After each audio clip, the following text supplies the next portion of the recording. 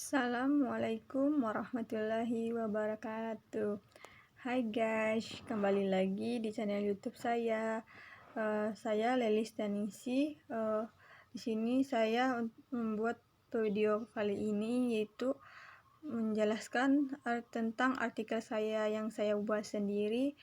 Nah, saya untuk tugas kuliah. Saya dari program studi Perbankan Syariah Fakultas Ekonomi Bisnis Islam jurusan Ekonomi. Nah, baik, di dalam pembuatan video kali ini yaitu tujuannya untuk memenuhi tugas ujian akhir semester atau UAS mata kuliah Arbitrase Syariah. Dosen pengampunya yaitu Bapak Jepri Tarantang.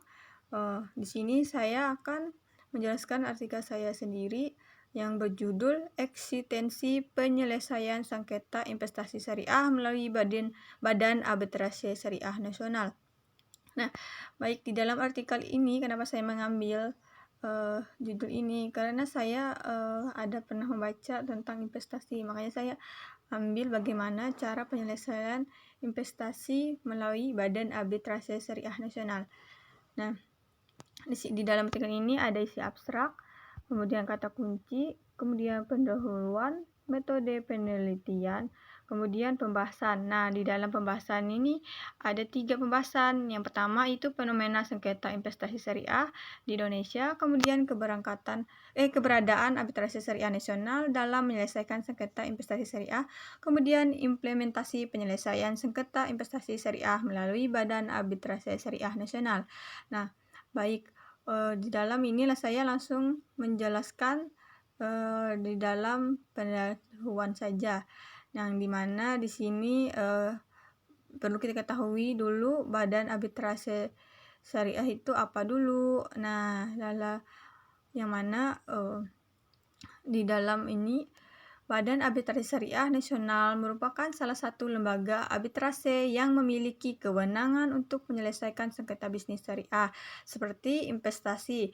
Selain investasi juga Badan Arbitrase menyelesaikan sengketa seperti hak cipta atau tentang keuangan atau perindustrian.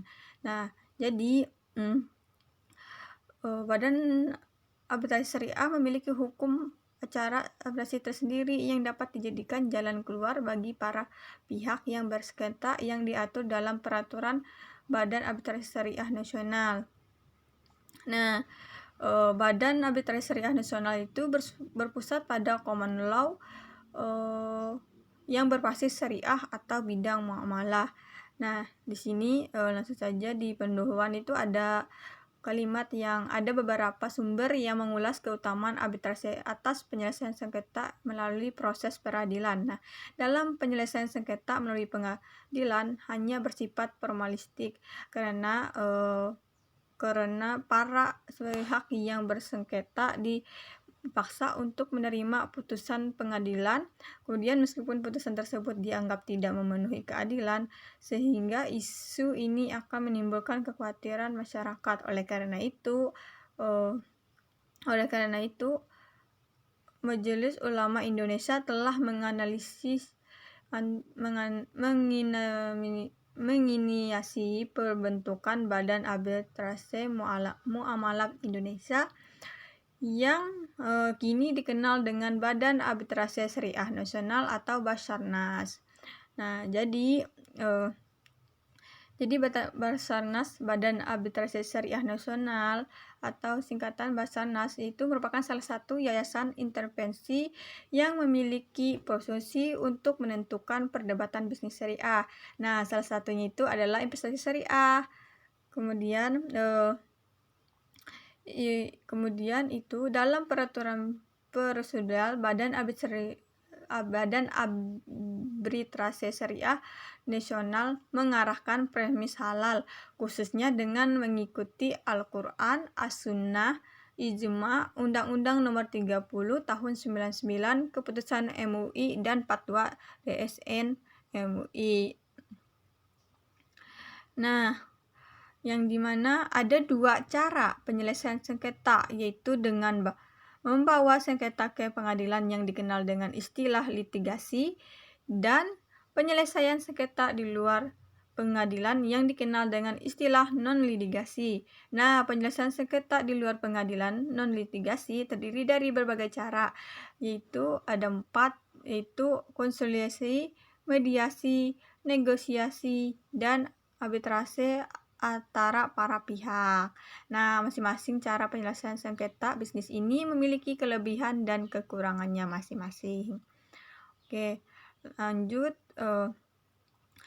Kemudian di bagian metode penelitian, saya menggunakan metode normatif, yaitu melalui penelitian kepustakaan atau libraries pada buku-buku yang berkaitan dengan tema penelitian yang dibuat.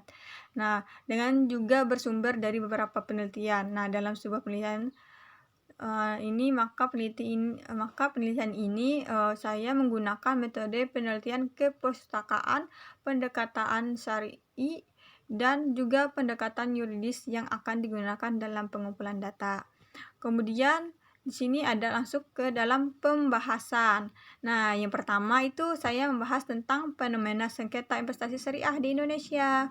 Nah, yang mana kita ketahui investasi itu yaitu suatu penanaman modal yang memperoleh keuntungan. Tapi jangan asal lihat investasi aja ya. Lihat dulu apakah itu aman atau terjamin. Nah, di sini investasi syariah adalah kegiatan investasi untuk mendapatkan keuntungan sesuai dengan prinsip syariah dan hukum Islam. Jadi guys, jumlah investasi pasar modal syariah saat ini semakin meningkat. Yang mana di dalam artikel saya ada membaca salah satu negara dengan jumlah umat Islam terbesar mencapai 87,20% dari total penduduk. Nah, jadi potensi investasi syariah di Indonesia memiliki masa depan yang sangat cerah.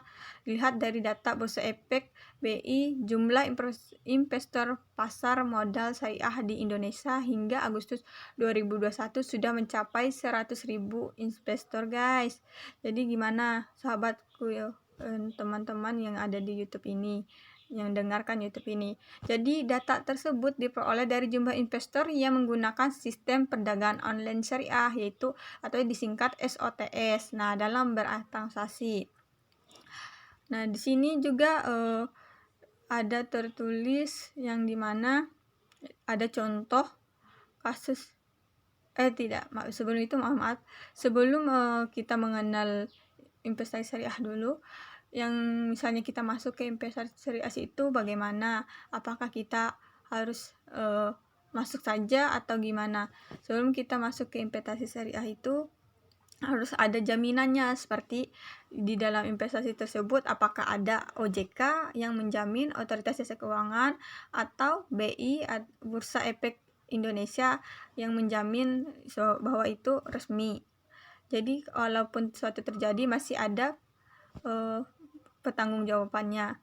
Nah, di mana telah mendapat perhatian serius dari pemerintah melalui lembaga seperti Otoritas Efek Indonesia, Otoritas Jasa Keuangan, Bursa Efek Indonesia, kemudian Kustodian Sentral Efek Indonesia, kemudian Keliling Peminjaman Efek Indonesia.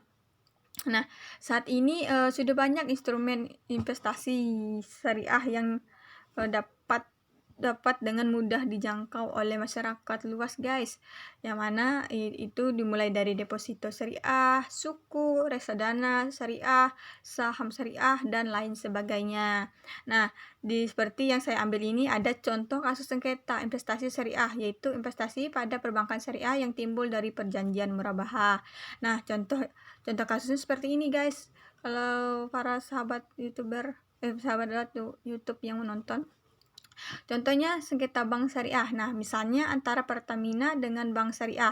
Nah, Pertamina mengajukan pembiayaan secara akad murabahah atau jual beli kemudian kepada dua bank syariah untuk membiayai pengadaian 100 kendaraan.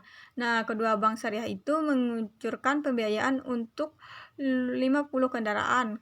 Pernah Pertamina terlambat membayar, namun secara sepihak salah satu bank syariah tiba-tiba narik harga jual barang. Kemudian perselisihan ini tidak terselesaikan karena Bank Syariah tidak membawa kasus-kasus tersebut ke Basarnas, dan sengketa Bank Syariah hanya bisa dibawa ke Basarnas jika kedua belah pihak mendukungnya. Jadi, Bank Syariah memilih menyelesaikan melalui pengadilan umum karena bisa mendapatkan keuntungan sekitar 200 juta rupiah. Sementara itu, kuasa hukum Pertamina melaporkan kasus ini ke Bank Indonesia, Bank Syariah terkait, DSN, MUI, dan Dewan Pengawas Syariah. Namunnya tetap masih nihil, guys. Jadi dari kasus di atas, peneliti menganalisis ada beberapa sengketa yang seharusnya diatur dalam peraturan perundang-undangan yang sudah berlaku di Indonesia. Yang pertama itu dari Pertamina yang telat membayar. Sesuai dengan fatwa DSN MUI nomor 04 atau DSN MUI _4 tahun 2000 tentang murabahah pada bagian kelima, keterlambatan pembayaran murabahah. Di situ ada 2 poin. Yang pertama itu nasabah yang mempunyai kemampuan tidak dibenarkan menunda pelunasan utangnya. Kemudian yang kedua, apabila nasabah menunda pembayaran dengan sengaja atau salah satu pihak tidak memenuhi kewajibannya, maka penyelesaian dilakukan melalui Badan Arbitrase Syariah setelah tidak tercapainya kesepakatan melalui musyawarah. Jadi dalam fatwa DSN MUI di atas, penulis telah disebutkan bahwa nasabah yang memiliki kemampuan tidak boleh menunda-nunda pembayaran utangnya, dan apabila perkara tersebut tidak dapat diselesaikan melalui musyawarah, maka itu guys, maka bisa diajukan ke Badan Arbitrase Syariah Nasional. Seperti yang kita ketahui bahwa Pertamina adalah salah satu bisnis terbesar di Indonesia. Kemudian di sini selain fatwa di atas ada lagi fatwa yang jika pembayaran yang dilakukan Pertamina tertunda karena Pertamina mengalami penurunan kemampuan membayar, maka DSMUI juga mengeluarkan fatwa sebagai berikut. Yang pertama yaitu fatwa DSN MUI nomor 46 _DSN MUI _2 tahun 2005 tentang bagaimana bagian pertama rancangan undang-undang murabahah pemberian diskon. Di situ ada tertera lembaga keuangan syariah dapat memberikan pengurangan dari total kewajiban pembayaran kepada nasabah dalam transaksi murabahah atau akad yang telah melaksanakan kewajiban pembayaran angsuran tepat waktu dan nasabah yang mengalami penurunan kemampuan membayar. Jadi begitu guys. Jadi bisa diberikan diskon. Contohnya kayak kita membeli suatu barang, misalnya dari harganya 100.000, kita beri diskon 20%. Jadi kita membayar misalnya dari 100.000 itu cuma membayar 80%, 80.000, maaf.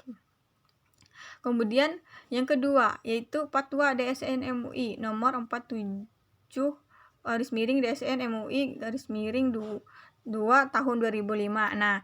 Tentang penyelesaian piutang murabahah bagi nasabah yang tidak mampu membayar. Di situ ada tertera syarat penyelesaiannya, sahabat. Para sahabat, di sini ada 5, yaitu objek murabahah dan agunan lainnya dijual oleh nasabah kepada atau melalui lembaga keuangan syariah dengan harga pasar yang disepakati. Kemudian yang kedua, nasabah membayar sisa utang kepada lembaga keuangan syariah dari hasil penjualan. Yang ketiga, jika hasil penjualan melebihi sisa utang, maka lembaga keuangan syariah akan mengembalikan sisanya kepada nasabah. Dan yang keempat, jika hasil penjualan kurang dari sisa hutang tetap menjadi hutang pelanggan. Kemudian yang terakhir, jika nasabah tidak mampu membayar sisa hutang, lembaga keuangan syariah dapat melepaskannya. Jadi penyelesaian kasus melalui Basarnas memiliki keunggulan antara lain proses pengambilan keputusan yang tepat tanpa melalui prosedur yang rumit dan dengan biaya yang murah. Selain itu, penyelesaian perkara melalui arbitrase pada hakikatnya mengandung perdamaian dan musyawarah dalam prosesnya, sedangkan musyawarah dan perdamaian merupakan keinginan hati nurani setiap orang, guys. Sepertinya begitu. Jadi tidak ada perpecahan belahan permasalahan yang menimbulkan permasalahan selanjutnya. Kemudian di sini ada keberadaan arbitrase syariah nasional dalam menyelesaikan sengketa investasi syariah. Nah, yang dimana Badan Arbitrase Nasional adalah lembaga arbitrase yang berperan menyelesaikan perselisihan antara para pihak yang mengadakan akad dalam ekonomi syariah di luar pengadilan untuk memperoleh solusi terbaik ketika upaya musyawarah tidak menghasilkan mufakat, dan Badan Arbitrase Syariah Nasional dinilai efektif karena dalam menyelesaikan sengketa dapat menghemat waktu, paling lambat 180 hari sudah diputuskan atau maksimal 6 bulan lah. Bisa dikatakan 6 bulan. Nah, di sini ada dua lembaga arbitrase yang dikenal, yaitu arbitrase ad hoc dan arbitrase institusional. Nah, jenis lembaga arbitrase ad hoc ini sering disebut arbitrase sukarela karena lembaga arbitrase jenis ini khusus dibentuk untuk menyelesaikan atau memuntaskan sengketa tertentu. Kemudian, sedangkan lembaga arbitrase konstitusional adalah lembaga atau badan arbitrase yang bersifat tetap, yaitu pasal 1 ayat 2 Konvensi atau Kontrak New York tahun 1958 menyebutkan lembaga jenis ini sebagai badan arbitrase tetap. Nah, yang mana jadi bahwa keberadaan Badan Arbitrase Syariah Nasional Basarnas sebagai badan yang berwenang menyelesaikan sengketa bisnis syariah memiliki peran yang sangat penting, antara lain menyelesaikan sengketa atau sengketa perdata dengan prinsip mengutamakan upaya perdamaian atau istilah. Nah, menyelesaikan perselisihan bisnis yang operasional menggunakan kemungkinan perselisihan perdata antara bank syariah dengan nasabah atau penggunaan jasa pada khususnya dan antara sesama Muslim yang melakukan hubungan keperdataan yang menjadikan syariat Islam jadi sebagai dasar pada umumnya merupakan kebutuhan yang nyata dan memberikan penyelesaian yang adil dan cepat dalam memualah atau sengketa perdata yang timbul di bidang perdagangan, perindustrian, jasa, dan lain-lain. Di sini yang kemudian pembahasan yang ketiga yaitu implementasi penyelesaian sengketa investasi syariah melalui Badan Arbitrase Syariah Nasional. Oke, yang pertama itu aktivitas penyelesaian sengketa di Basarnas. Nah, di mana di sini ada hal diatur dalam pasal 20 Peraturan Bank Indonesia nomor 7/46/PBI tahun 2005 tentang akad penghimpunan dan penyaluran dana bagi bank yang melaksanakan kegiatan berdasarkan prinsip syariah yang menyatakan bahwa yang pertama, dalam hal salah satu pihak tidak memenuhi kewajiban yang diperjanjikan dalam akad atau terjadi antara bank dengan nasabah, kemudian penyelesaian dilakukan secara musyawarah. Kemudian yang kedua, dalam hal musyawarah sebagaimana dimaksud pada ayat 1 tidak dicapaikan kesepakatan, maka penyelesaian lebih lanjut dapat dilakukan melalui penyelesaian alternatif sesuai dengan kesepakatan atau badan arbitrase. Nah, yang kedua itu pengaruh penyelesaian sengketa investasi syariah melalui Basarnas. Nah, yang mana dasar hukum penyelesaian sengketa adalah melalui Badan Arbitrase Nasional Basarnas memiliki ketentuan tersendiri dalam menyelesaikan sengketa bisnis syariah. Nah, selain mengacu pada hukum Islam, juga mengacu pada hukum nasional. Pada dasarnya penyelesaian sengketa melalui arbitrase berpedoman pada Undang-Undang Nomor 30 Tahun 1999 tentang arbitrase dan alternatif penyelesaian sengketa, kemudian Undang-Undang Nomor 30 Tahun 1999 bersifat umum karena Basarnas memiliki ketentuan tersendiri, maka berlaku lex special derogat legi general, yaitu peraturan yang bersifat khusus mengesampingkan peraturan yang bersifat umum. Nah, jadi peraturan Basarnas tidak boleh mengesampingkan ketentuan yang terdapat dalam Undang-Undang Nomor 30 Tahun 99. Dengan demikian berlaku dua peraturan, yaitu hukum Islam dan hukum nasional. Kemudian prosedur penyelesaian sengketa bisnis syariah melalui Badan Arbitrase Syariah Nasional. Nah, prosedurnya seperti ini. Ada tahapan prosedur penyelesaian sengketa melalui Basarnas adalah sebagai berikut. Yang pertama itu permohonan arbitrase, kemudian pertunjukan arbitrase tunggal atau arbitrase majelis. Kemudian yang ketiga, tanggapan termohon atau pengecualian dan konvensi atau kontrak. Kemudian 4, perdamaian. Yang kelima, barang bukti dan saksi ahli. Kemudian yang keenam, pencabutan permohonan. Yang ketujuh, putusan pendaftaran putusan. Dan yang kesembilan, pelaksanaan keputusan Basarnas. Nah, yang D. Peran arbitrase dalam pengadilan agama. Nah, di sini ada tentang yaitu langkah-langkah yang harus ditempuh hakim dalam upaya mendamaikan para pihak yang berperkara di persidangan dapat diuraikan sebagai berikut. 1. Upaya perdamaian berdasarkan ketentuan pasal 154 R.BG garis miring 130 HIR titik 01 tahun 2008. Hakim terlebih dahulu berusaha mendamaikan para pihak dengan cara yang semata-mata berdasarkan ketentuan pasal 154 R.BG garis miring 130 HIR.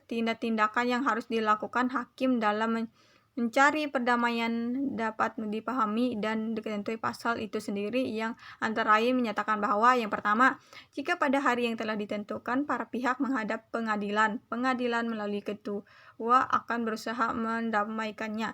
Nah, yang kedua, jika perdamaian dapat dicapai, maka dalam persidangan juga dibuat akta dan para pihak dihukum karena menaati perjanjian yang telah dibuat, dan akad itu mempunyai kekuatan dan dilakukan seperti ketetapan biasa.